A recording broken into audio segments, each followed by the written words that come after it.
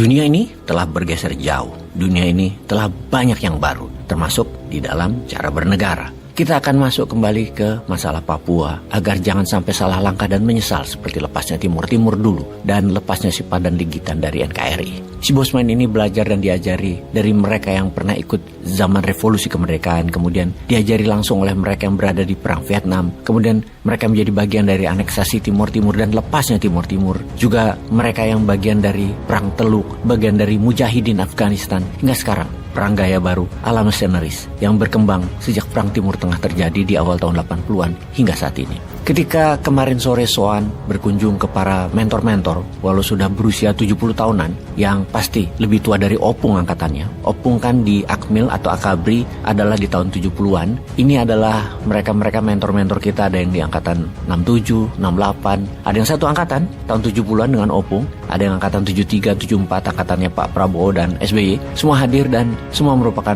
orang-orang senior sejak 30 tahun yang lalu sudah mengajari dunia shadow itu apa, dan mereka saat ini masih tajam dan sebagian bahkan masih mengajar di Lemhanas. Mereka lah yang berkesimpulan hati-hati dengan Papua.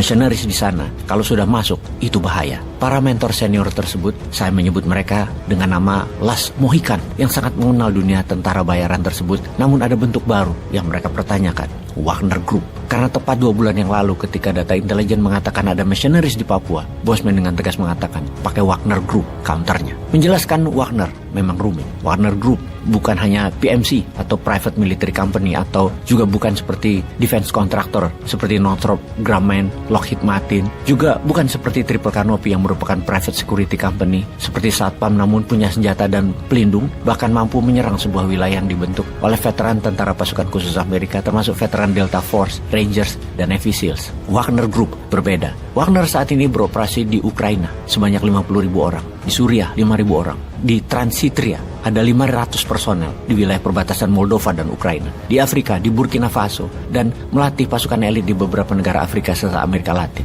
dengan markas di luar Saint Petersburg ada di Argentina. Jadi, makhluk apa Wagner Group itu? Dunia baru mengenalnya di tahun 2014 ketika Rusia mengambil Crimea, wilayah selatan Ukraina, dalam sekejap lepas dari Ukraina tanpa perlawanan berarti. Wagner lah yang beroperasi. Mereka disebut dengan nama julukan Little Green Man. Mereka berseragam militer hijau tanpa tanda pengenal apapun secara kepangkatan dalam militer dan bermasker. Nama Wagner berasal dari seorang komposer musik kesukaan Hitler, Richard Wagner, yang juga merupakan nama sandi atau call sign dari seorang veteran perang Rusia, Dmitry Utkin. Dmitry Utkin dikatakan merupakan pendiri dari Wagner Group ini. Namun ada sebuah nama yang lebih harus difokuskan, yaitu Yevgeny Prigozhin, seorang oligarkinya Rusia. Selama tahunan dia menyangkal dirinya ada hubungan dengan Wagner Group, hingga tahun 2022 kemarin dia muncul di media dunia sedang merekrut member baru Wagner dengan jumlah ribuan. Dia memimpin langsung perekrutan tersebut ke seluruh dunia. Wagner tentaranya bukan hanya orang Rusia, namun seluruh dunia, terutama mantan tentara elit sebuah negara. Wagner tidak pernah merekrut non-military person,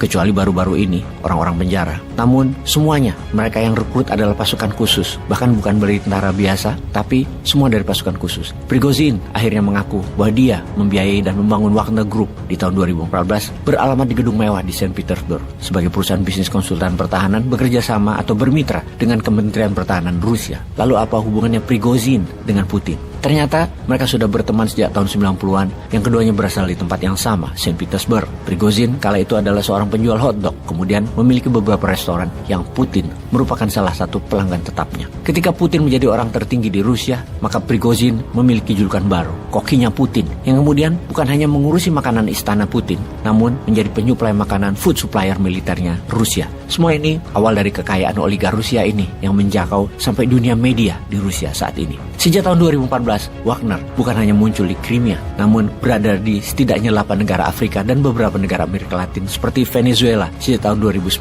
untuk melindungi Presiden Venezuela Nicolas Maduro. Di Suriah, Wagner adalah pelindung personal Bashar al-Assad. Di Afrika dipakai melindungi pemimpin negara-negara Afrika yang lemah militernya, yang rawan digudeta. Yang ditarget Wagner dalam kompensasinya adalah kekayaan alam wilayah negara yang dijaganya tersebut sebagai balasan perlindungan yang diberikan atau sebagai bagian dari operasi militer terselubung pemimpin negara tersebut. Tambang berlian, tambang minyak, sumber daya alam lainnya adalah yang dicari Wagner. Itulah bisnis modelnya Wagner, menukar perlindungan militer dengan sumber daya alam. Tentunya di belakang Wagner mengapa bisa kuat? Karena ada Putin dan seluruh kekuatan Putin di dunia, bukan hanya di Rusia, yang bisa dikatakan ada kepemilikan atau kekuatan Putin di dalam Wagner Group tentunya. Misalnya di tahun 2017 2017 Republik Afrika Tengah, di mana presidennya ketika itu Faustin Todera yang menghadapi pemberontakan di wilayah tambang berliannya. Rusia mengirim senjata dan mendeploy Wagner Group. Selesai semua pemberontakan dalam 1 tahun. Jadi bagaimana? Apa kita pengen tangan bersih di Papua? Ada Wagner Group tuh yang selalu disangkal Putin keberadaannya yang merupakan lawan berat Blackwater-nya Amerika.